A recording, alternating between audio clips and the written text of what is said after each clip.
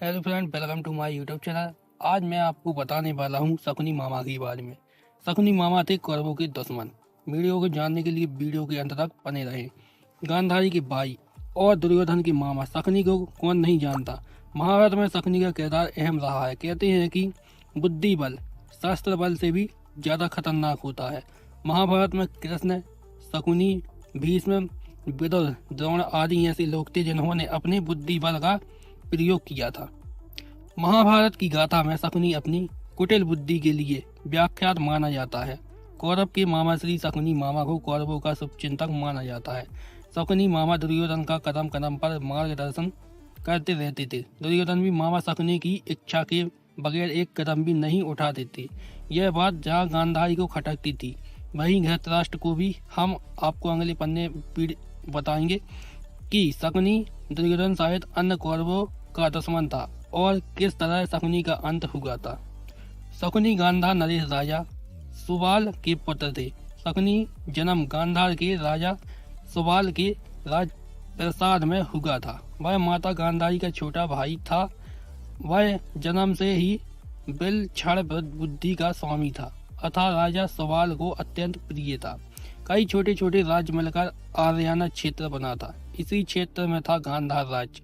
आज के उत्तर अफगानिस्तान को उस काल में गांधार कहा जाता था, जो कि कम्बोज के पास था। गांधार राज्य में ही हिंदू कुश पर्वतमाला थी।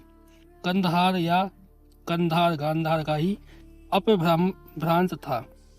कौरवों को छल व कपट की राह सिखाने वाले शकुनी उन्हें पांडवों का विनाश करने में पग पग पर मदद करते थे, लेकिन उनके मन में कौरवों के लिए केवल बदले की भावना थी।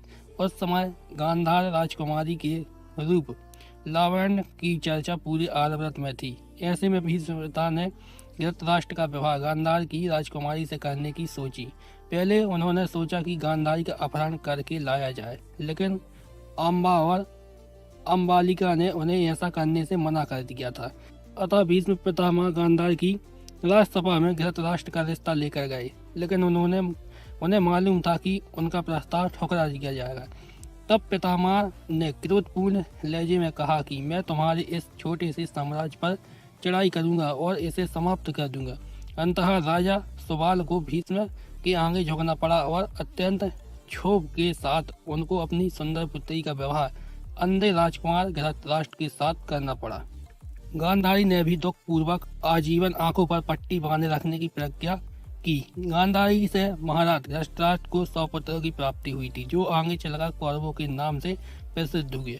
हालांकि वे कौरव नहीं थे। माना जाता है कि गांधारी का विवाह महाराज धृतराष्ट्र से करने से पहले ज्योतिषियों ने सलाह दी थी कि गांधारी के पहले विवाह पर संकट है, अतः इसका पहला विवाह किसी और से कर दीजिए, फिर धृतराष्ट्र से करें।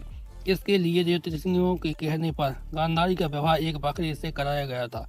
बाद में उस बकरे की बलि दे दी गई थी। कहा जाता है कि गांधारी को किस प्रकार के प्रकोप से मुक्त करवाने के लिए ही ज्योतिषियों ने यह सुझाव दिया था। इस कारण बस गांधारी प्रतीक रूप में विधवा मान ली गई और बाद में उनका विवाह धृतराष्ट्र से कर दिया गया। ऐसा क्यों किया गया, इसके पीछे और भी कारण थे। गांधारी एक विधवा थी, यह सच्चाई बहुत समय तक कौरव पक्ष को पता नहीं चली।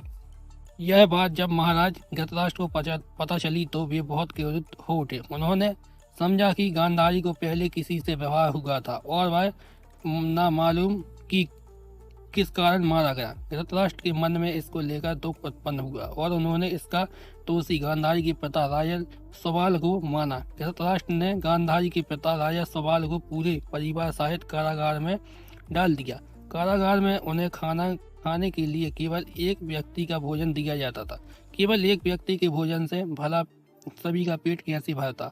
यह पूरे परिवार को भूखे मार देने की साजिश थी। राजा सुबाल ने यह निर्णय लिया कि पर यह भोजन केवल उनके सबसे छोटे पुत्र को ही दिया जाएगा, ताकि उनके परिवार में से कोई तो जीवित बच सके। एक एक करके सुबाल के सभी पुत्र मरने लगे। अब लोग अपने हिस्से का चावल शकुनी को दे देते थे, ताकि वह जीवित रहकर कौरवों का नाश कर सके। सुबाल ने अपने सबसे छोटे बेटे शकुनी को प्रतिरोध के लिए तैयार किया।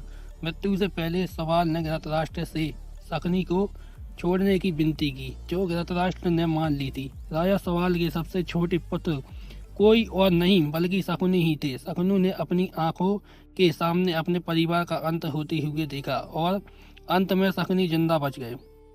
जब कौरवों में वरिष्ठ युवराज दुर्योधन ने यह देखा कि केवल शकुनी ही जीवित बचे हैं, तो उन्होंने पिता की आज्ञा से उसे क्षमा करते हुए अपने देश वापस लौट जाने या फिर हस्तिनापुर में ही रहकर अपना राज देखने को कहा। शकुनी ने हस्तिनापुर में रुकने का निर्णय लिया। शकुनी ने हस्तिनापुर में सबका विश्वास जीत लिया और 100 कौरवों का अभिभावक बन बैठा। अपने विश्वास पूर्ण कार्य के चलते दुर्योधन ने शकुनी को अपना मंत्री नियुक्त कर दिया। सर्वप्रथम उसने गांधारी व धृतराष्ट्र को अपने वश में करके धृतराष्ट्र के भाई पांडु के विरुद्ध षड्यंत्र रचने और राज सिंहासन पर धृतराष्ट्र का आधिपत्य जमाने को कहा। फिर धीरे धीरे शकुनी ने दुर्योधन को अपनी बुद्धि के मोह पास में बांध लिया। शकुनी ने न केवल दुर्योधन को युधिष्ठिर के खिलाफ भड़काया, बल्कि महाभारत के युद्ध की नींव भी रखी। यह बहुत कम लोग को मालूम होगा कि शकुनी के पास जुआ खेलने के लिए जो पांसे होते थे, वह उसके मृत पिता के रीढ़ की हड्डी की थी। अपने पिता की मृत्यु के पश्चात शकुनी ने उनकी कुछ हड्डियां अपने पास रख ली थी। शकुनी जुआ खेलने में पारंगत था और उसने कौरवों में भी जुए के प्रति मोह जगा दिया था। शकुनी की इस चाल के पीछे सिर्फ पांडवों का ही नहीं बल्कि कौरवों का भी भयंकर विनाश छिपा था, क्योंकि शकुनी ने कौरव कुल के नाश की सौगंध खाई थी और उसके लिए उसने दुर्योधन को अपना मोहरा बना लिया था। शकुनी हर समय बस मौके की तलाश में रहता था, जिसके चलते कौरव और पांडवों में भयंकर युद्ध छिड़े और कौरव मारे गए। जब युधिष्ठिर हस्तिनापुर का युवराज घोषित हुआ, तब शकुनी ने ही लाक्षागृह का षड्यंत्र रचा और सभी पांडवों को बाणवत में जिंदा जलाकर मार डालने का प्रयत्न किया। शकुनी किसी भी तरह दुर्योधन को हस्तिनापुर का राजा बनते देखना चाहता था, ताकि उसका दुर्योधन पर मानसिक अधिपत्य कर रहे हैं और वह इस मूर्ख दुर्योधन की सहायता से भीष्म और गुरुकुल का विनाश कर सके। अतः उसने ही पांडवों के प्रति दुर्योधन के मन में बैर भाव जगाया और उसे सत्ता का लोलुप बना दिया। शकुनी के कारण ही महाराज धृतराष्ट्र की ओर से पांडवों व कौरवों में होने वाले विभाजन के बाद पांडवों को एक बंजर बड़ा क्षेत्र सौंपा गया था, लेकिन पांडवों ने अपनी मेहनत से उसे इंद्रप्रस्थ में बदल दिया। युधिष्ठिर द्वारा किए गए राजसूय यज्ञ के दौरान दुर्योधन को यह नगरी देखने का मौका मिला। महल में प्रवेश करने के बाद एक विशाल कक्ष में पानी की उस भूमि को दुर्योधन ने गलती से असल भूमि समझकर उस पर पैर रख दिया और वह उस पानी में गिर गया। यह देख पांडवों की पत्नी द्रौपदी उन पर हंस पड़ी और कहा कि एक अंधे का पुत्र अंधा ही होता है। यह सुनकर दुर्योधन बेहद क्रोधित हो उठा। दुर्योधन के मन में चल रही बदले की भावना को शकुनी ने हवा दी और इसी का फायदा उतारते हुए उसने पांचों का खेल खेलने की योजना बनाई। उसने अपनी योजना दुर्योधन को बताई और कहा कि तुम इस खेल में हारकर बदला ले सकती हो। खेल के जरिए पांडवों को मात देने के लिए शकुनी ने बड़े प्रेम भाव से सभी पांडव पुत्रों को खेलने के लिए आमंत्रित किया और फिर शुरू हुआ दुर्योधन व युधिष्ठिर के बीच पासा फेंकने का खेल। शकुनी पैर से लंगड़ा तो था, पर चौरस अथवा धूत क्रीड़ा में अत्यंत प्रवीण था। उसकी चौसर की महारत अथवा उसका पांचों पर स्वामित्व में ऐसा था कि वह जो चाहता वे अंक पासों पर आते थे। एक तरह से उसने पासों को सिद्ध कर दिया था कि उसकी उंगलियों के घुमाव पर ही पासों के अंग पूर्व निर्धारित थे। खेल की शुरुआत में पांडवों का उत्साह बढ़ाने के लिए शकुनी ने दुर्योधन को आरंभ में कुछ पारियां की जीत युधिष्ठिर के पक्ष में चले जाने को कहा, जिससे कि पांडवों में खेल के प्रति उत्साह उत्पन्न हो सके। धीरे धीरे खेल के उत्साह में युधिष्ठिर अपनी सारी दौलत व साम्राज्य जुए में हार गए। अंत में शकुनी ने युधिष्ठिर को सब कुछ एक शर्त पर वापस लौटा देने का वादा किया कि यदि वे अपने बागी पांडव भाई की वो पत्नी द्रौपदी को दांव पर लगाएं। मजबूर होकर युधिष्ठिर ने शकुनी की बात मान ली और अंत में वे यह पारी भी हार गए। इस खेल में पांडवों व द्रौपदी का अपमान ही कुरुक्षेत्र के युद्ध का सबसे बड़ा कारण साबित हुआ। कुरुक्षेत्र के युद्ध में शकुनी ने दुर्योधन का साथ दिया था।